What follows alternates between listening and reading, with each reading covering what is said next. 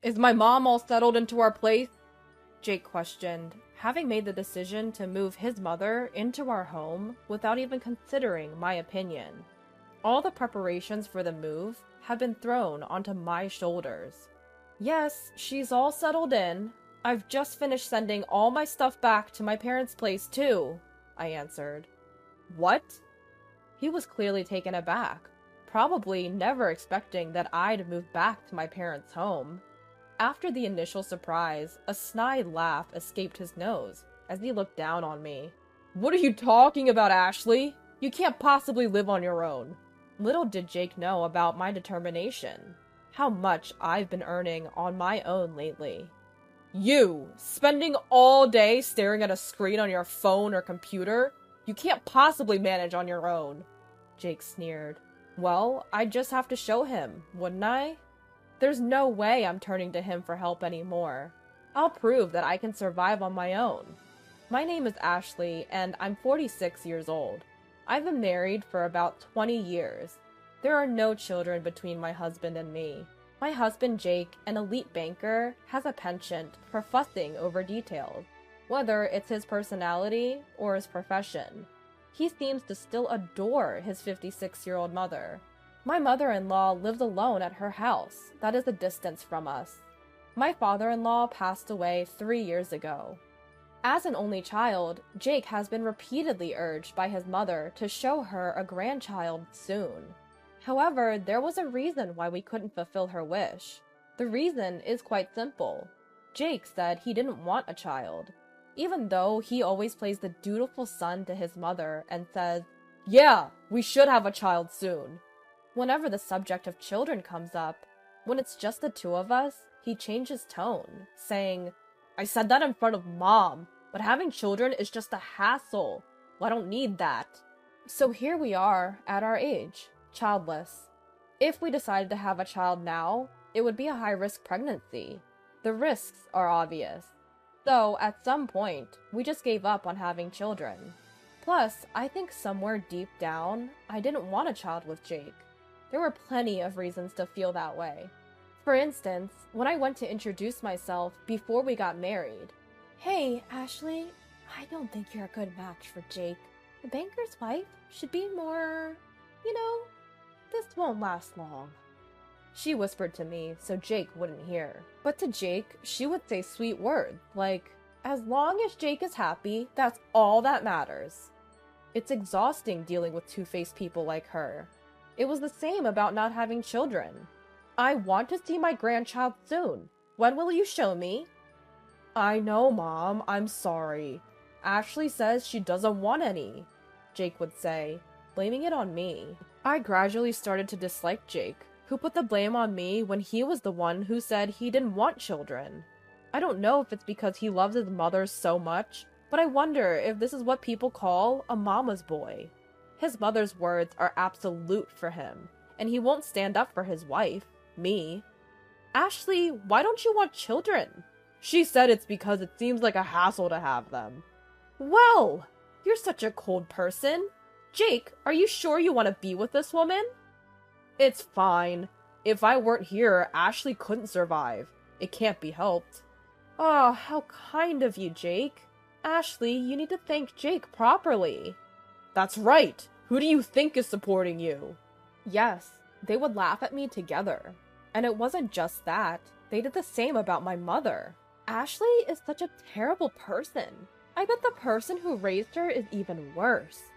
Yeah, they say the apple doesn't fall far from the tree. That's absolutely true.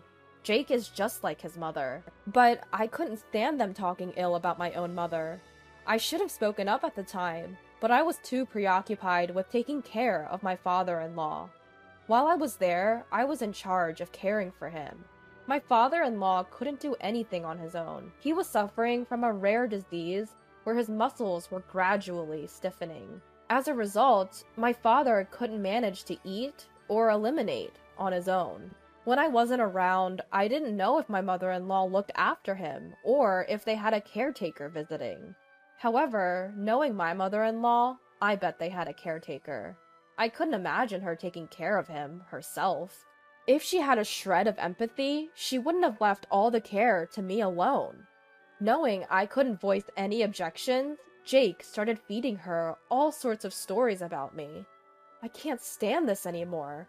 I don't want to continue this marriage. I want to leave. I had every reason to think so. I can't believe I've endured it all until now. Aside from the things I've shared so far, there are so many other things they've put me through, all of them unpleasant memories. Even when my father-in-law died, my mother-in-law was laughing and remarked, "Ah, it's finally over. We don't need to waste our money anymore, and I can relax now." Those aren't the words you use for a husband you've spent years with, especially when she hadn't done anything herself. I was the one who was taking care of him, all alone.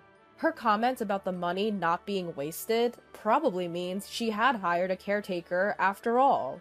It was because of her character that I no longer wanted to be called her daughter-in-law. However, Jake recently spoke to me about her. Apparently, she's showing signs of dementia.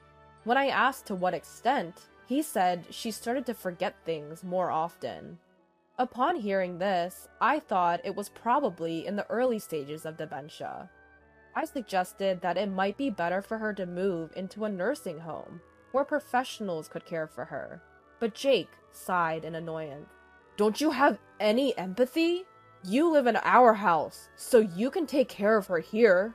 That's all there is to it." What was he even talking about? I was busy too. "All you do every day is housework. If that's the case, you can take care of my mother." I'm busy too. Besides, after all she's put me through, do you think I want to take care of her? You're such an unpleasant woman. Anyway, my mother will live here. This is final. No objections. It was clear that he had no intention of listening to my opinion in the first place. If that's the case, then I had to adapt to the situation. I simply responded, "Understood," and began preparing for my mother-in-law's move. I went back and forth from my mother-in-law's house to our home, using my car. It wasn't a large car, so it took several trips. The distance from her house to ours was an hour's drive, one way. It was exhausting to rush around and pay for gas on my own, but nobody was there to help me, so I did it all by myself. I could have asked for help from a friend, but I thought Jake, with his high pride, would get angry if he found out. I figured he'd find it embarrassing if people knew that he was making his wife do all the preparations for his mother, with dementia, to move in. So I ruled out the option of asking a friend for help. I suppose I must have been a little out of sorts myself. After a few days of moving my mother-in-law's belongings, I started moving my stuff to my parents' house. They asked what had happened, but I only gave them a brief explanation. My parents consoled me, saying, "You've been through a lot, and you did well." Thanks to my parents' encouragement, I mustered up the courage to go back to our house to finish what was left. My parents told me I didn't have to go back, but I said, I can't leave things unfinished, and left my parents' house with a smile. When I got home, Jake was already back, and was furious to see me coming home at night. "Where have you been? You didn't even prepare dinner." "I'll do it now. It's none of your business where I go." "What kind of talk is that? Who do you think is providing for you?"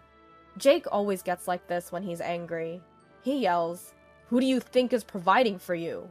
As if he thinks that would make me back down. In truth, that was the case in the beginning, so I couldn't say anything against it. But things are different now. Jake doesn't know, but I've been working too. To him, it must just look like I'm staring at my smartphone or computer all day.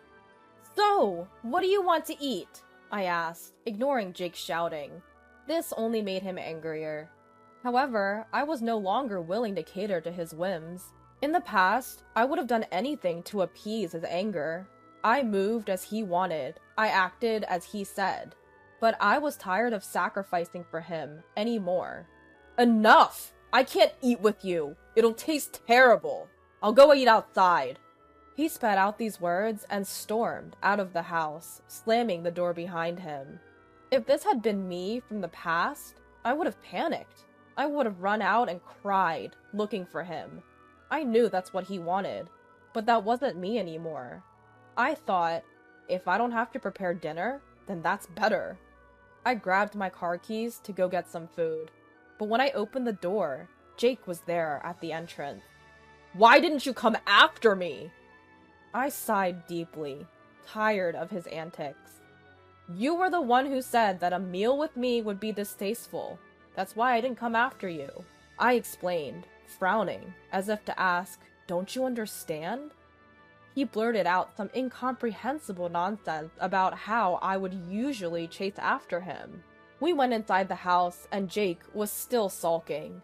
It was so childish, not fitting for a 56-year-old man. It was frankly disgusting. When I said nothing, Jake, still in a bad mood, started to talk. Did you finish moving my mom? Jake, who had decided on living with his mother without asking me, and had thrown all the preparation onto me. I'm done! I've just finished sending all my stuff to my parents' house. What? He probably didn't think I would actually go back to my parents. He smirked at me, a condescending laugh. What are you saying? You can't live on your own. You're just staring at your phone or computer all day. You can't survive without me. No matter what happens, I won't rely on you. I'll prove that I can live on my own. You may not know it, but I can live by myself. Don't lie! What's the point of telling such an obvious lie? Why do you think it's a lie? Then Jake continued, looking down on me. Listen, you've only been able to live because of me. If I'm not around, you can't survive a single day, because you can't earn money. I wondered why he thought I couldn't earn money, but I didn't touch on it and said, even if I explain it here, you won't believe me, but I'll go back to my parents' house anyway. If you're going back to your parents' house, we should divorce. Don't cry and come back later. Do whatever you want. I can see you regretting your divorce in less than 3 days and coming back crying. Fine, that's okay. I've prepared the divorce papers. Please sign here. As Jake signed, sneering with an arrogant smile, I glared at him, grabbed the divorce papers, got in the car, and headed back to my parents' house. Jake seemed surprised that I actually went back to my parents' house. He called me a few times, but I decided to ignore it.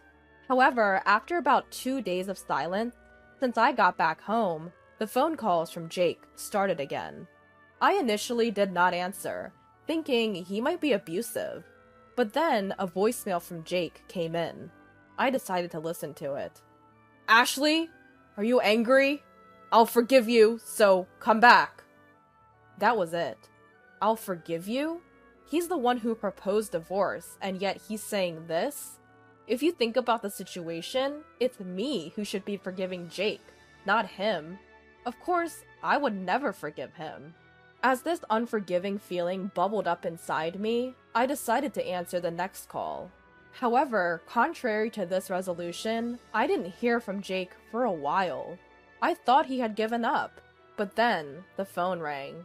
It was 2 weeks after the day of that voicemail message. Hello? Ashley? When I answered the phone, Jake was sobbing. Wondering why a grown man was crying, I remained silent. Then, from behind him, I heard a weird scream. At the same time, Jake yelled, "Stop it, Mom!" From this, I could easily imagine that her dementia situation had escalated beyond Jake's control. Ashley, it was my fault. Please come back. I don't know what you're talking about. I left. That's why you can come back. I don't want to come back. Please, I can't handle my dementia-stricken mother and work at the same time. You must be in trouble without my money. I'm not in trouble, and I absolutely don't want to. We're a couple, right? Couples help each other. Yes, they do, but we are strangers now. What are you talking about? I'm in such trouble. But when I was miserable, you didn't help me, did you? You were laughing with your mom. Okay, got it. I'll pay. How much do you want? If you look after my mom, I'll pay. You'll come then, right? What do you think I am? Besides, I earn more than you, Jake. What? There was a reason why I had never told him. Jake was the type of person who disapproved of me working. It was when I mentioned that I wanted to do a part-time job. Women should only do housework at home. It's shameful to work outside. People might think I don't earn enough, he raged. So because of Jake's pride, I had to work in secret. I desperately earned money in ways that Jake wouldn't find out. What job were you doing behind my back? Stock trading. A friend taught me. It was a success, and now I've become a professional trader. So don't worry, I can live on my own. Please come back! Why don't you take care of your beloved mother yourself? Besides, you're the one who suggested divorce. You actually filed for divorce? You thought I wouldn't? I went to file it right away. If you have something to say, please do it through a lawyer. At my cold words, Jake kept repeating, I didn't really mean to divorce. Please come back. I said I was busy and hung up, then contacted a friend to introduce me to a lawyer.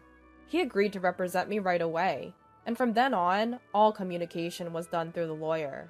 It took a bit of time, but I managed to finalize the divorce. And this is what I heard from the lawyer. It seems that my mother-in-law's wandering habit has worsened. She often sneaks out in the middle of the night and dines and dashes at convenience stores. She's been banned from countless places. Not only that, but when she's at home, she smears filth on the walls and eats things she definitely shouldn't, causing a big mess. On top of that, because of her shrill screams, complaints and reports from the neighbors never cease, and the police often visit. Despite the situation, Jake didn't resort to day services because of his ridiculous pride, saying, People might think I'm a bad son if I leave my mother to a day service. It's shameful. It's not something a capable man like me should do. It could all be resolved if Ashley just came back. I heard that Jake, who used to rely on me and push everything onto me, is now a complete mess, incomparable to those days. He's thin, with hollow eyes, possibly from lack of sleep, and his appearance has become so ghost-like that it's even a topic of conversation in the neighborhood. When I heard that, I thought, it serves him right, but I didn't say it out loud and just thanked the lawyer. As for me, I've moved to the top floor of a tower apartment with my parents. Jake had always belittled my parents, but now I'm really glad I could live in a nice place with them. Finally free, I'm spending very happy days looking at the beautiful scenery every day.